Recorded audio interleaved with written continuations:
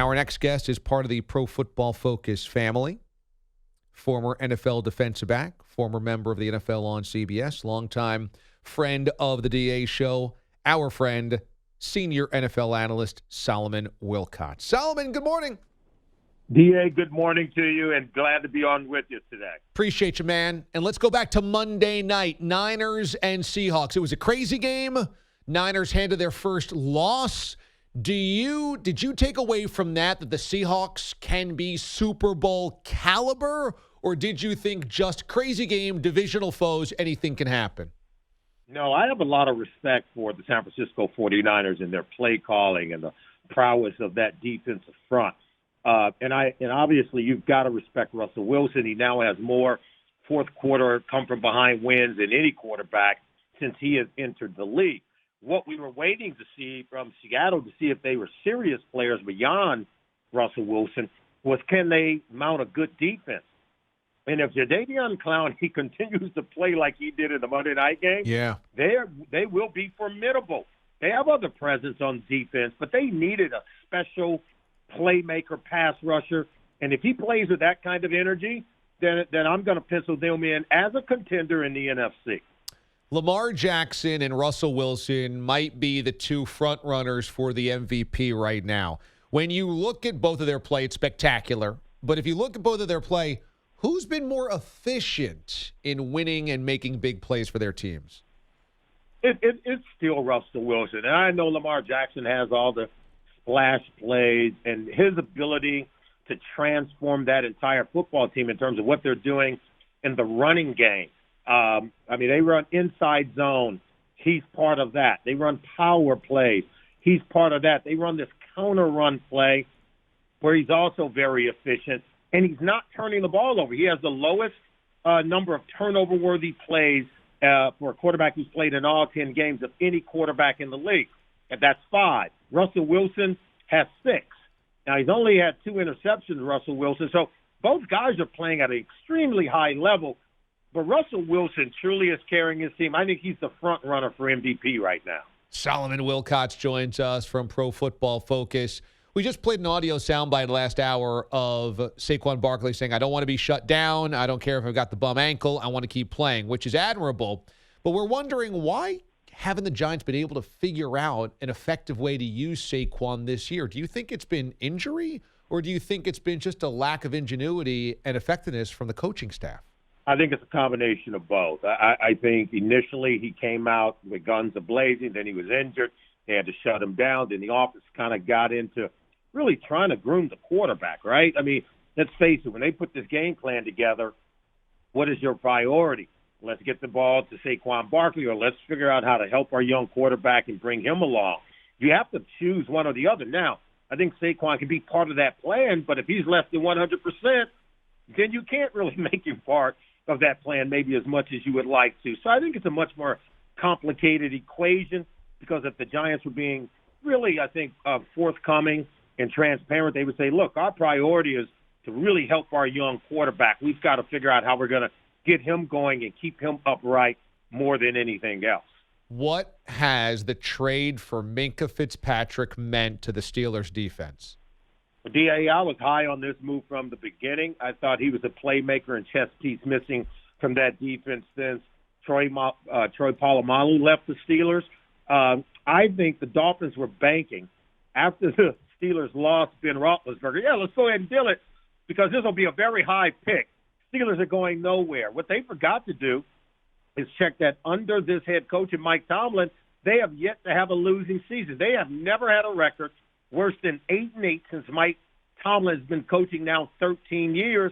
And so that first-round pick seems like it's going to be a low first-rounder. And if you're the Steelers, you get dividends now for a bill that's not going to be expensive later, because this defense is as good as any at taking the ball away and scoring when they do so.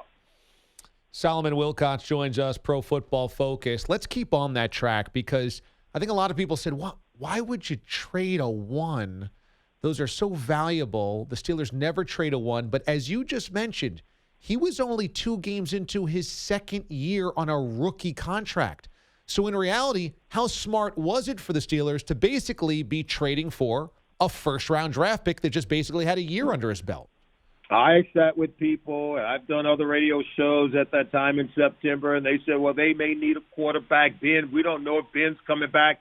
And I said, listen, the Steelers have always been resilient. If they win enough games, to say 8-8 or better, this is a low first-round pick. And secondly, they need a player of this magnitude, where the secondary, I thought, has been the Achilles heel for this team over the last 2 to 3 years. You saw week number 1 when Tom Brady picked his secondary apart, and he's done that in maybe each of the last 2 or 3 years. Now with a playmaker like Fitzpatrick, who's got a tremendously high football IQ, learned under Nick Saban at Alabama, he can make plays on the ball. He's showing that. You do not miss on getting a player like that.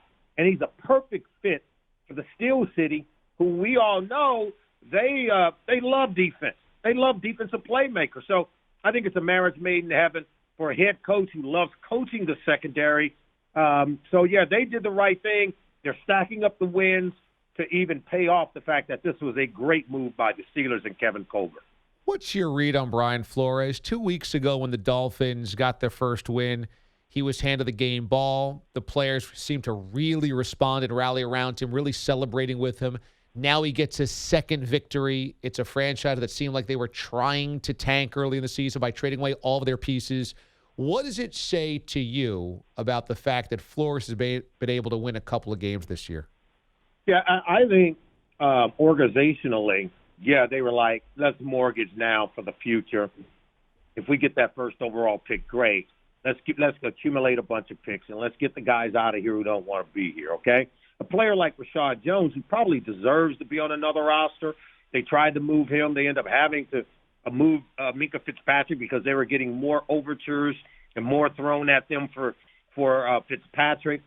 But, with Brian Flores as a coach, you know what you're going to do no matter what the organization says we want to do. A head coach is going to try to win every game. He's going to try to motivate the players that he has. Even though he may be going into a gunfight with a slingshot, he's still trying to win. And he's still trying to motivate his guys to give everything they have. So I think it's a credit to his ability to teach, to motivate his players, and still go out and win despite being shorthanded. I think it bodes well for his future moving forward. Now we have to see how they utilize these draft picks to accumulate assets who will fit in their structure, who will buy into the way that they want to do things. Senior NFL analyst Solomon Wilcots for Pro Football Focus joining us this morning on the show. So Kyler Murray and Cliff Kingsbury, I certainly was very skeptical that this thing would work in the NFL. And this year, it's worked enough. I've been kind of surprised that it's worked this well. What's been your analysis, big picture, of what the Cardinals have done thus far and what you think the future is for Kyler and Cliff? Yeah, I think what the future is, I'll answer the last part of that first. The future for the coach and the quarterback is maybe sets the tone for other teams moving forward. That you have to have a coach who can groom and develop the player at that position, who has the right idea for how to utilize that player so that they can fully develop and then help you win games. And then the rest, you got to develop a team around that player that can help you win games. So, for instance, what does this mean now for Greg Roman, who's the coordinator of the Baltimore Ravens, who has a system uniquely designed for Lamar Jackson that's helped them win a division title 1 year ago. It looks like they may contend for a trip to the Super Bowl this year. So Greg Roman is the next guy because, remember, he won with this formula in San Francisco as a coordinator with Colin Kaepernick. He had the league's number one rushing offense in Buffalo with Tyrod Taylor. And now he's doing it again in Buffalo. So I think Greg Roman's stock is going to rise by what you're seeing with Kyler Murray and Cliff Kingsbury. But this was a really good move by this team. They've got a marquee quarterback who's got tremendous arm talent that reminds you of Patrick Mahomes. He can move around as good as Lamar Jackson. And now he's just got to stay healthy, upright, and keep winning games in order for this model to continue to work. But if they keep it up, now remember, they're in a loaded division. So I don't know how the W's are going to come, but it sure looks good and looks like it's trending in the right direction. Yeah. Finally, we're going to talk about this Colin Kaepernick workout coming up here on the show. So I'm interested to get your thoughts as well. Do you think there will be teams who are credibly interested in going and seeing him and thinking about adding him to a roster? I think there will. I think enough time has passed since his last season in 2016, and since politically we had people fanning the flames to unite against him and sort of distorted that whole message, where I think it really did sort of it brought caution to some of the minds of general managers and owners saying that we're going to have protesters if we sign this guy. So I think enough time now has passed to where I think there might be one or two teams who would seriously consider signing Colin if he looks good in this workout, if he throws the ball with accuracy, and we know he can move.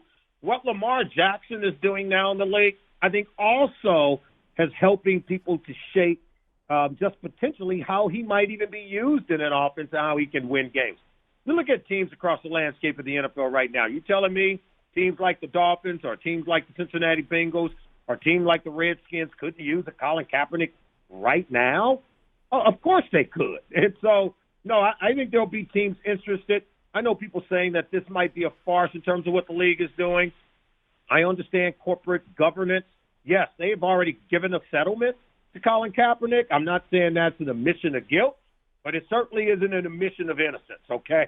And at the end of the day, for them to provide this platform, whether they mean it to be real or not, I think teams are going to be there doing their own business. And if he performs well, I think he could find his way back into the NFL. That's really interesting. I think that's well said. PFF.com, premium stats and analysis, Pro Football Focus. If you're an armchair GM, you're looking for fantasy advice, you're looking for gambling advice, this is a good place to get it. PFF.com, premium stats and analysis, promo code QB25, and get 25% off your elite subscription. Solomon, it's always awesome to catch up, my man. Thank you so much for doing it. DA, you're the best. Thanks for having me. Back at you. Solomon Wilcots joining us this morning on the show.